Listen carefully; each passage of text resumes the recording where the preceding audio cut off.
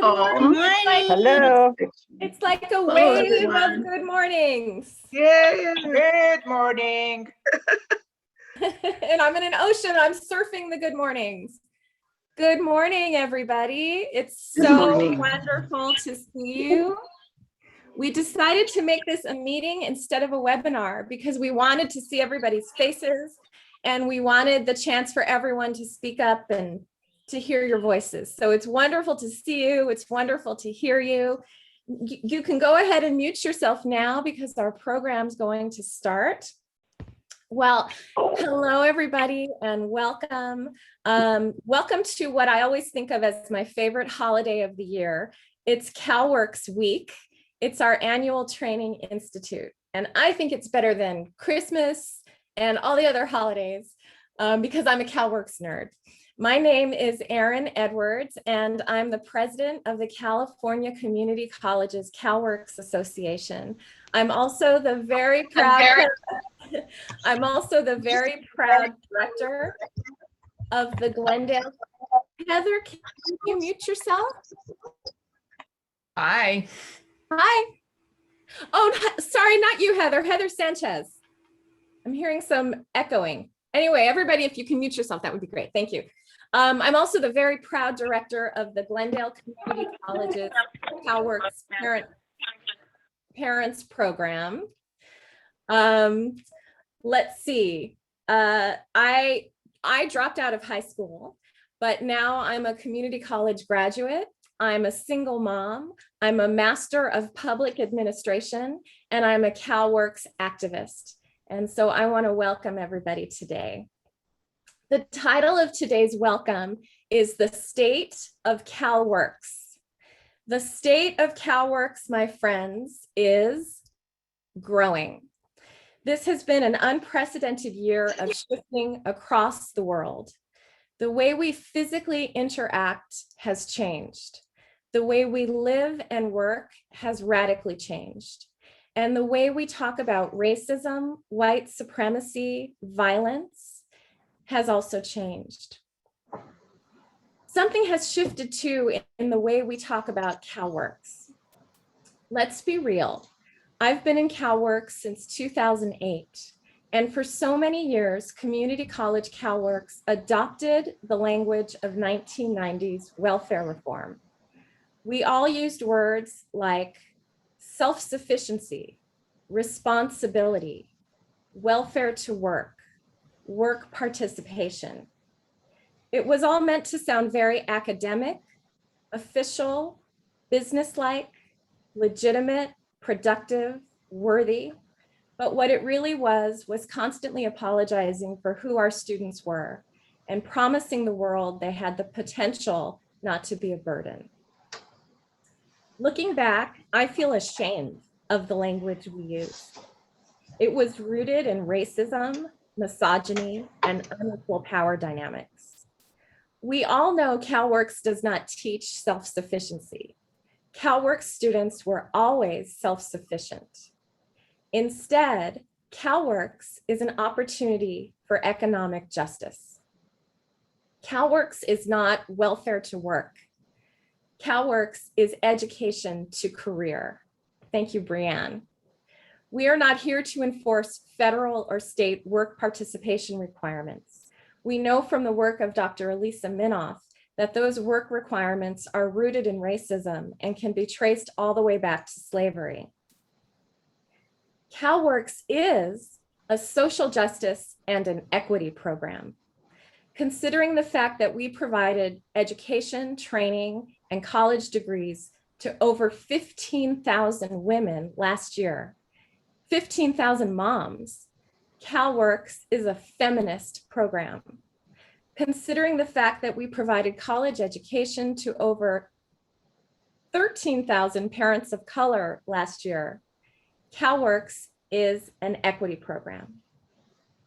Looking back now, I can see that the systems we are a part of, the education system and the welfare system, we're using the injustices perpetrated against our students as evidence of our students' failures.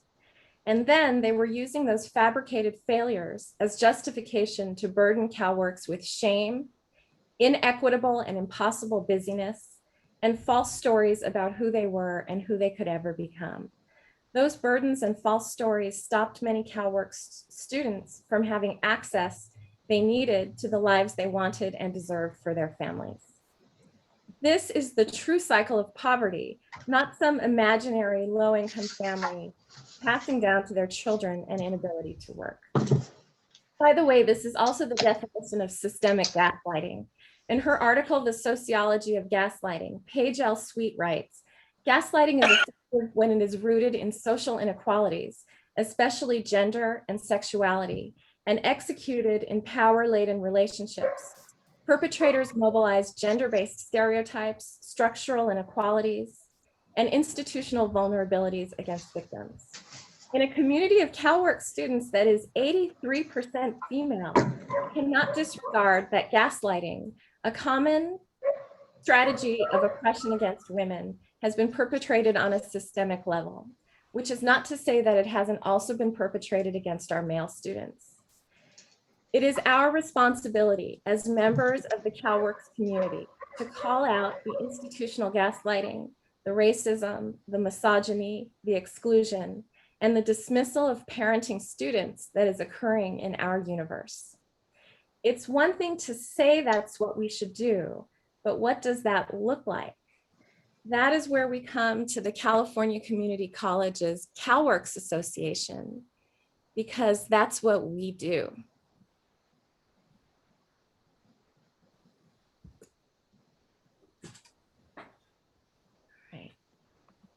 Our mission is supporting parenting students who are changing their own lives 2 generations at a time.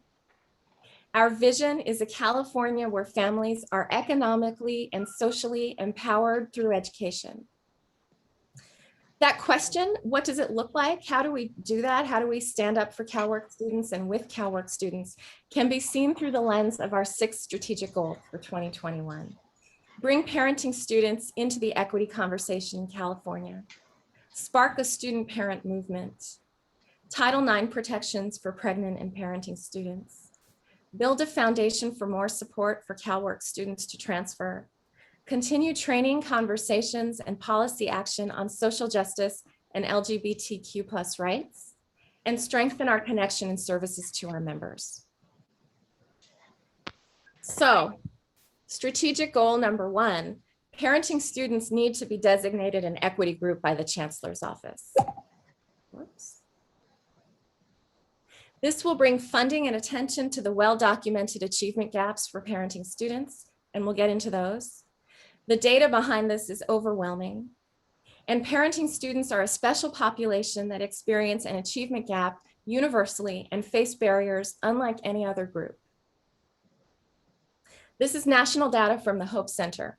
At least 1 in 5 college students is parenting a child. That's tremendous. 53% of parenting college students were food insecure in the last 30 days. 68% of parenting college students were housing insecure in the previous year. And 17% of students were homeless in the previous year. If 1 in 5 college students is parenting a child, how are we having basic needs discussions without including the special needs of parenting students and their children? We cannot understand the full picture for our Indigenous, American Indian, Black, and Latinx students until we overlay their identities as parents. 22% of Black students and 17% of Hispanic or Latinx students were parenting, compared to 15% of white students. And 29% of Black females at 2-year colleges were parenting students. This is the achievement gap data nationally. Only 37% of parenting students complete a degree or certificate within 3 years, compared with 59% of students without children. That's more than a 20-point spread. While about half of women earn a degree within 6 years of enrolling in college, only 8% of single mothers earn a degree in the same time frame. That is the whopper. What would happen to the wage gap in California for women if we were able to fix this number of single mothers graduating and graduating in less time? All of this data is from a 2021 study by the UC Davis Wheelhouse Center.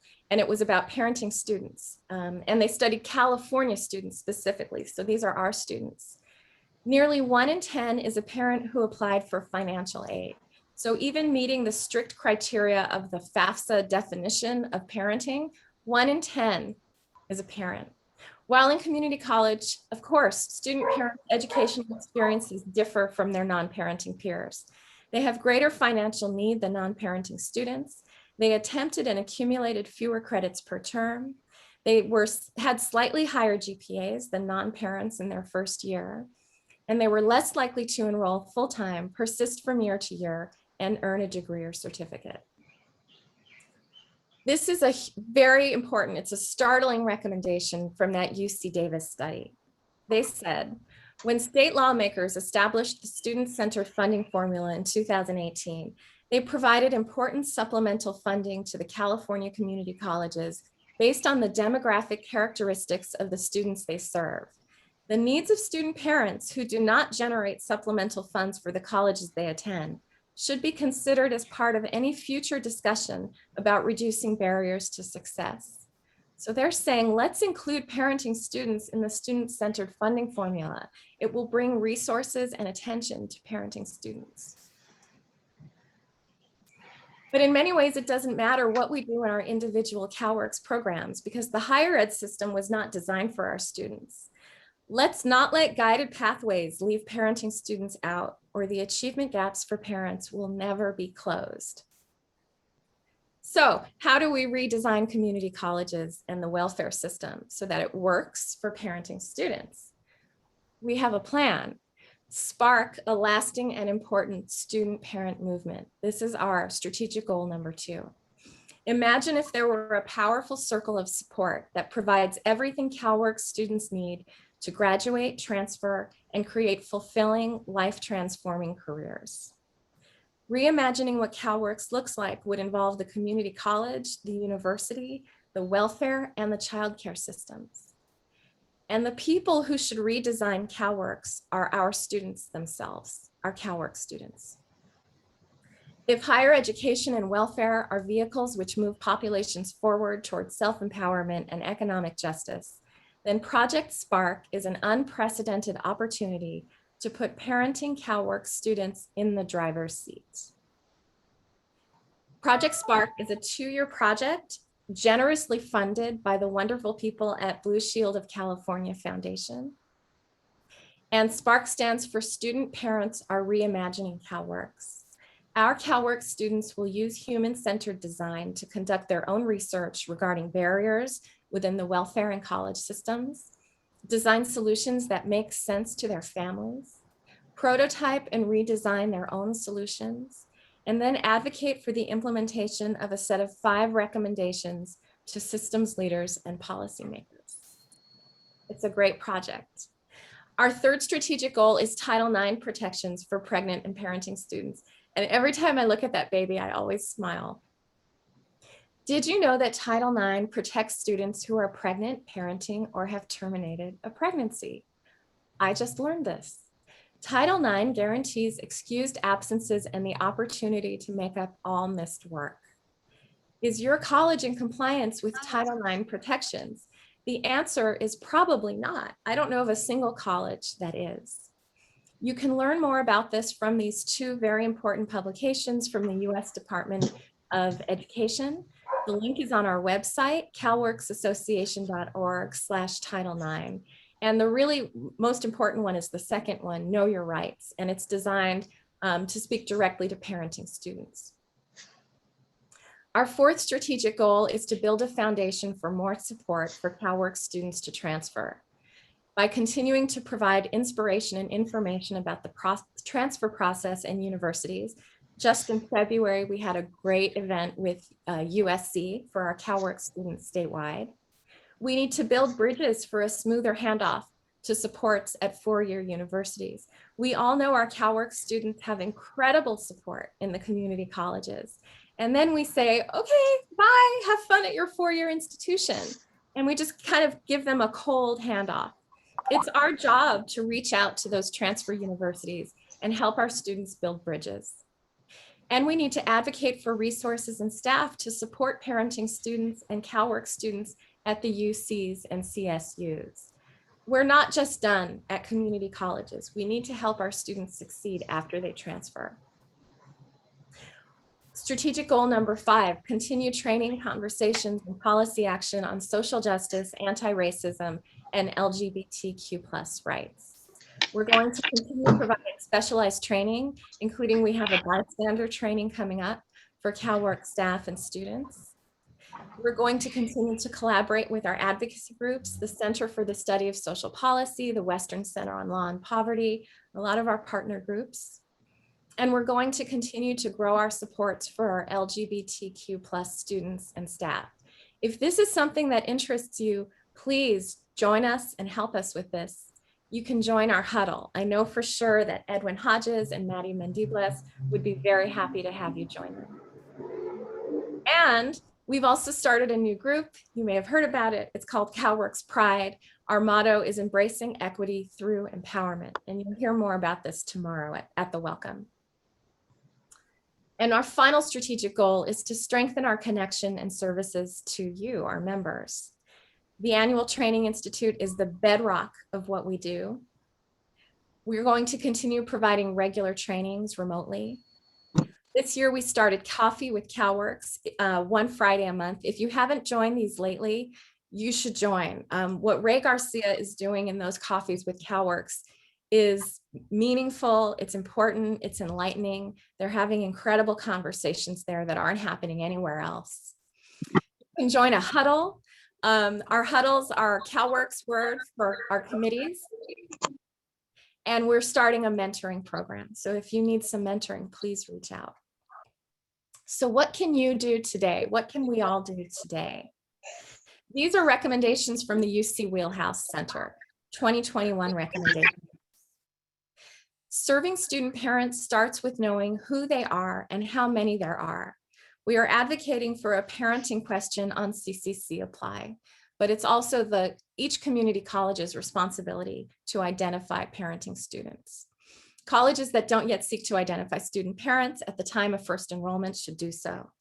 Carefully review and remove messages, policies, or practices that may make student parents feel they or their children are unwelcome, and that includes in our physical spaces. Increase financial aid awareness and take up among eligible student parents in year 1 of enrollment, because they found that some student parents leave school because they don't have the financial support they need. And the needs of student parents who currently do not generate supplemental funds for the colleges they attend should be considered as part of any future discussion about reducing barriers to success. So again, the student-centered funding formula needs to include parenting students. These are recommendations from our CalWORKs Association. Ask for the success and achievement gap data about parenting students at your campus, because we all know data is power. Here's something: align your public school breaks with your college breaks. I've seen too many spring breaks where our CalWORK students miss class because they're not on break when their children's school is on break. And on the other side, then when our parents have spring break, they can't spend time with their children because their children are in school. This is something simple that we need to start fixing and talking about. And start talking about this. Some of these things will be new to the people on your campus. And the first time you start to talk about them, people will scratch their heads and go like, I never heard of this before. I'm not sure what you're talking about. But my advice is keep talking about it. The more you talk about it, the more they'll think about it, the more they'll talk about it. And that's how a movement starts. Include that document, Know Your Rights, Title IX Protections for Pregnant and Parenting Students, on all syllabi and in all Canvas shells. You can work with your academic senate on that. And this is a really big one. Create a system where students who are absent due to pregnancy, parenting, or the termination of a pregnancy can reach out to a single staff member who is trained in Title IX. That person can provide a Title IX related absence to all the students' instructors, because a student who's just had an abortion or a miscarriage should not have to disclose her situation to 4 or 5 different professors. And finally, get involved with Spark, nominate your student. You can follow us on social media. Our handle is @WeAreCalWORKs. You can check out our website. It's full of hundreds, now maybe thousands of stories of CalWORKs students and lots of resources. And I just wanted to show you a picture of our incredible association board. They're one of the most incredible, wonderful group of people I've ever had the honor of working with. They spend many, many, many hours every week working on behalf of the association, on behalf of CalWORKs students, and they put their whole heart and passion and brain and everything they possibly can into this work. So I wanted to acknowledge them. If you are new to CalWORKs, this is a wonderful time to join us, and we need you. Please make your voice heard, build a network of newer CalWORKs comrades, as well as trusted veteran CalWORKs friends. We are a community that wants to welcome you. If you're a longtime Cal worker like me, we've seen a lot, but things are finally changing. We need to use the power of our experience to continue to make change happen. This is a quote from Gandhi. If we could change ourselves, the tendencies in the world would also change. As a man or woman changes their own nature, so does the attitude of the world change towards them. We need not wait to see what others do. What that means to me is we cannot wait for someone else to do this work. Let's be the ones to create the change CalWORKs student families need. And the rest of the world will follow us. I would like to thank our incredible sponsors of this conference, the Foundation for California Community College and collegebuys.org. Please, through the Whova app, you can visit them. And we would not have this incredible 3-day event without our wonderful annual training institute huddle, captained by the amazing Annette Gutierrez from Gavilan College. It's underneath the cabinet. If everybody can mute yourself, that would be great. Annette became a Whova expert. She spent many, many, many hours working on this. She put her brain power, her organizational skills, her energy, her spirit, her creativity into this. And she really is responsible for this happening. And she led this incredible team to make this happen. And so I also want to thank our whole huddle, LaDenta Smith, Jenna Becker, Gabriela Ulloa, Blanca Barajas, Emily Chan, Briseida Maldonado, Donna Hale, Elizabeth Tyrell, Flora Payne, Marta Mora Evans, Leticia Campoy, Brianne Holland, Edwin Hodges, Francisco Tostado, and Anjali Soriano.